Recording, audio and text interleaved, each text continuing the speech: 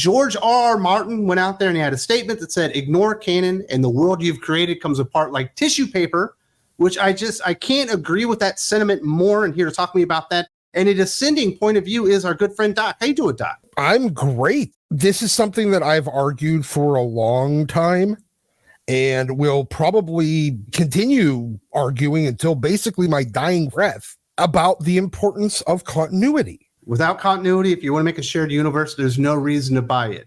There's no reason to fall in love with the character if you haven't experienced all these things and you can just expunge the stuff that you didn't like and only accept the stuff that you did like, or even make up stuff in your own head that did happen that explains something in your mind better than that. If we can just make everything up, then what's the point of ever buying comics? What's the point of reading new stories? Fanfic everything until you get bored and you move on like the cultural locusts you are.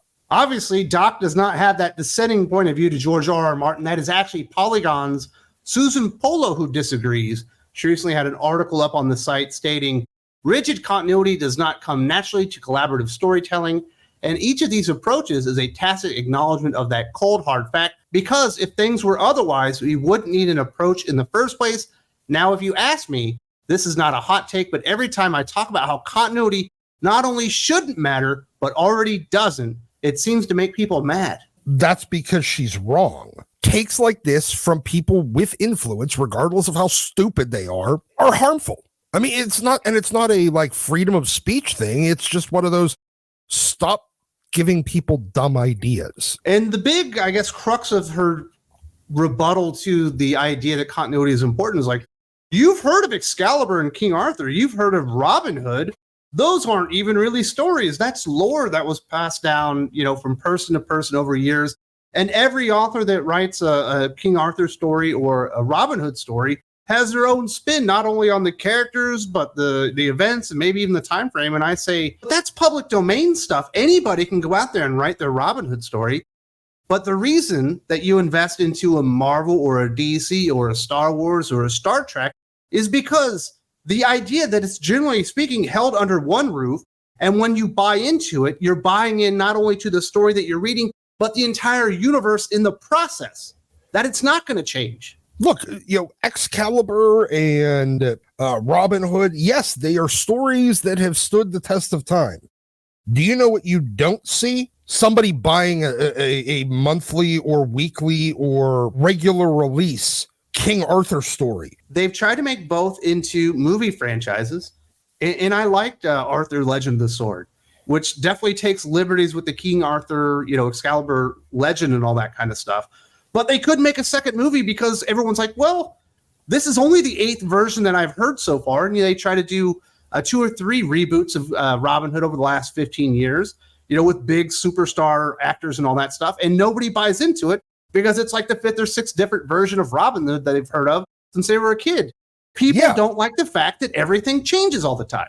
Next up, she says, everyone writing Spider-Man comics today is cobbling together their personal version of the best bits of the Spider-Man comics, shows, movies, and games that came before, and de-emphasizing the rest. And so are the folks making the Acolyte or Star Trek Prodigy or Captain America Brave New World or next month's issue of Action Comics or any story with Sherlock Holmes in it. And so is anyone who has ever written fan fiction, which is just the name that a subset of folk art goes by when it's living under intellectual property law. And that's the big problem. So much of this stuff feels like fan fiction at this point because it doesn't adhere to continuity in canon. The character doesn't feel like the same character from story to story. That is an enormous turnoff. When you watch the MCU phases 1 through 3, which are great, it's not completely perfect, but it's as close to perfect as I think you could have done in a movie universe. They were clearly setting up Bucky Barnes to be the next Captain America. All the events and his redemption and what happened in there were setting up a moment that you knew was coming up. How did it feel when he grabbed the shield and gave it to Falcon instead of Bucky Barnes? You were like, what world am I in? Why is this happening?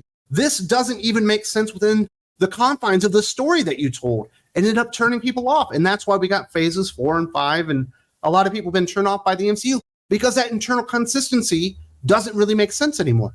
Marvel, at least for the MCU phases 1 through 3, sold a consistent product, a reliable product, to the point where it became called the Marvel formula. They even got tropes named after them in Hollywood for storytelling format, because they realized that you could tell almost any story in this format, regardless of genre. If you suddenly start fucking with the formula, it no longer feels like a MCU movie. I wasn't even all that good in my English class in elementary school, but even I understood foreshadowing and story structure, especially the 3-act structure.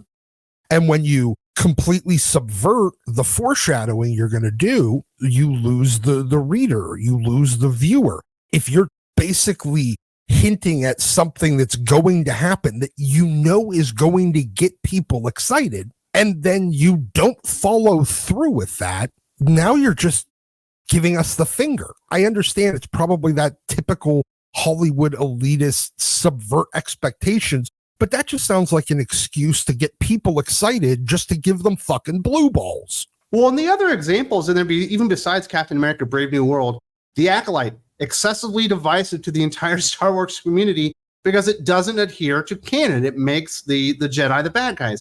Star Trek Prodigy, I believe that's a cartoon, but think about back to Star Trek Discovery. What's the first thing people noticed? Spock had a fucking half-sister? Where did this come from? It's never been mentioned in the history of Star Trek. All of a sudden now I'm supposed to buy that he had a sister that was raised, or a human sister that was raised by Vulcans. It doesn't make sense, and it breaks apart the fabric of the foundation of what you're trying to build from the first day. Well, you see it with, Dick Grayson in the comics, the secret sister trope. Peter Parker and Dick Grayson with fucking secret sisters. And then you wonder why people don't get behind it, because they have 60 years, 40 years, 50 years of understanding who these characters are. And then you throw shit in that just is out of left field, and then people reject it. Look, I guarantee this same woman, I have no idea what she's ever written before for Polygon. I will probably not remember her name again. I've literally already forgot it. But I guarantee she's one of those same people that celebrates when they manage to queer up a character because, well, now it's canon. They're obsessed with canon when it comes to helping them, but when it's used to criticize them, it doesn't fucking matter. When it just completely destroys the things that it's selling the audience on and then undermines it, guess what? You have to accept that you're going to be criticized. These people want their cake and to eat it too. They want to be able to sell a product based on the name and reputation that is built up by the adherence to continuity and canon and all these other things, as well as an internally consistent story. And then when they fuck it up, they want to be able to say, well, that shit doesn't matter. They want the fans that come along with the property, but they don't want the expectations that come along with the fans and the canon, the continuity that's been established. And it's infuriating. Next up, they bring up bad continuity. A few years ago, Wolverine came back from the dead, and his new superpower was that his claws could get really hot. Nobody was at all bothered that the new X-Men writer took over 5 minutes later, and without textual explanation, Wolverine's hot claws never appeared again. It's easy to love strict continuity when it's a version of the story that you like, but you'll be begging for it to change when it's something that you think is dumb. Just ignoring things that didn't work. All right, cool. I'm okay with that. Look, the establishment of the superhero genre, when a lot of these characters were kind of coming into their own, there's a lot of growing pains early on where they might do something, they might have a power set that you just kind of have to ignore because it really doesn't work when you're kind of working the kinks out of a character. Even hardcore readers, we're not super concerned that, well, in the first appearance or second appearance of this character, they were only able to do this and now they can't do it. We have forgiveness for that. However, if you want to take that as, well, that means that we can do whatever we want or just ignore everything we want, fine. Bobby Drake is straight. I'm good with this. If we're playing we can ignore things that we didn't like in the past, I'm going to fucking use it against you. And that's what she's arguing here. I get it. But here's the thing. Who's denying that Wolverine ever had hot claws? Yeah. He clearly did. denying the existence of a Draco, a story that no one likes, but you have to accept that it's in continuity because it's part of the timeline. It explains or re-explains the origin of Nightcrawler and how it ties into Mystique and all that stuff. Even if it's bad, just ignoring that it existed when you're moving forward isn't the worst idea in the world, especially when it's as insignificant as Hot Claws. Exactly. No one cares. This is another conflation that a lot of these pseudo-intellectual faux journalists like to do, where they conflate ignoring something that happened with throwing it away, or again, saying that it didn't happen. Yes, we all remember Hot Claws. Nobody's denying that it happened. Nowhere in story have they even said, I never had Hot Claws. That must have been a different, clone of me. Nowhere, anywhere was it really even addressed. It was just ignored. Kind of the same way that a lot of those early appearance, characterization and power set behavior things just get ignored. We don't say it didn't happen. We just ignore that it happened because it was dumb and it's irrelevant to the story that you're telling now. Exactly. So that Hot Claws is just stupid and it was easily ignored.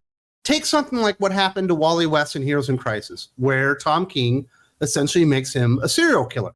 You can't ignore that. Even though it's bad storytelling and it's something all of us wish never happened, there isn't a Wally West fan out there that wishes that he wasn't ever, that doesn't wish he wasn't a serial killer in Heroes in Crisis. There's no doubt about it. Yep. They couldn't ignore it. You've had Flash Forward trying to redeem the character. You had Josh Williamson at the end of his Flash run try to recontextualize and explain how that happened to where it wasn't totally Wally's fault.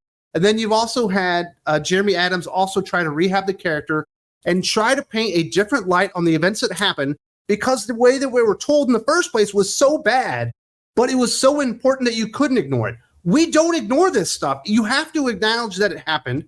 And if you want to dig your way out of it, you have to do it. We still acknowledge that One More Day happened, even though it's the worst thing that ever happened to Spider-Man. Some things are too big to ignore. Other things are really fucking tiny, like Hot Claws.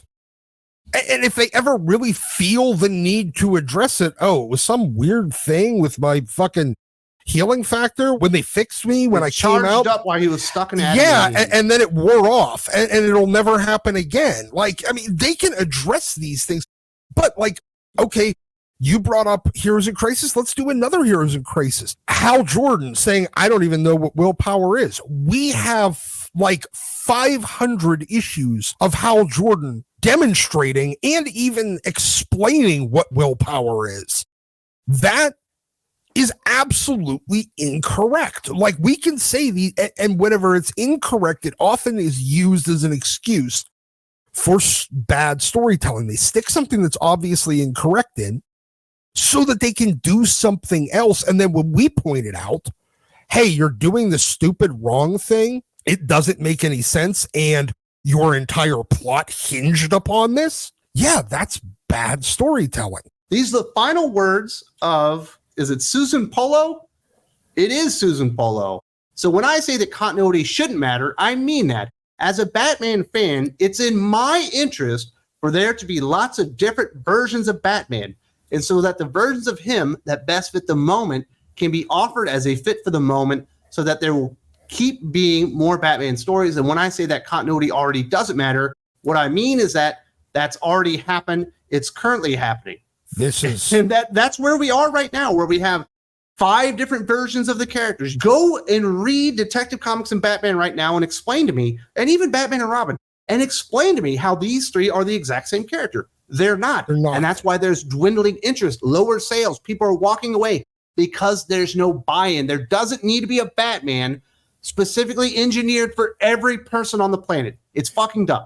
Nope. The same way there doesn't need to be 400 Spider-Man or Spider people. It's really, really dumb. It hurts the characters and it hurts the draw on a monthly basis to get you as a reader to come back. When there's no characterization, when there's no consistency, when there's no continuity, there is no imperative to read on a regular basis. Any schmuck can write their one-off Excalibur Arthurian tale story any schmuck can get a Netflix special or book or whatever with a Robin Hood story, but it takes something completely different to get people to come in, month out for Batman, Spider-Man, Superman. I don't see anybody selling a fucking Robin Hood book monthly unless it's a fucking titty book. And Nottingham is fantastic, but it's certainly an original take on Robin Hood. It doesn't sell as much as Batman. It doesn't, and it will never even approach it. On its best day, it couldn't approach it. These idiot journalists conflate their ability to read 5 different characterizations of Batman in a given month to telling me Bobby Drake being a fucking poon hound for 50 years was just him hiding the fact that he was gay and that he's actually always been gay. The fuck it does. These are not the same things, and they're not even close. And you, as a writer, is not a smart enough orator or litigator to prove to me otherwise. I cannot be swayed by your poorly rationalized rhetoric. No, it's not a very good take on that one. And I think it's being proven on a month in, month out basis. If you don't adhere to the continuity, if you don't respect the canon, if you don't keep the characters within the confines of who they are and the history that they've had, you're going to have a failing line. And that's kind of what's happening right now. And I think that's why a lot of people have dipped out. If you would like the full conversation on this, we went about, 25 minutes on it, as well as our review of Phoenix #1, talking about all the controversy around that. It's up right now, unedited, on Thinking Critical Patreon. There's a link in the video description if you want some more Doc in your life.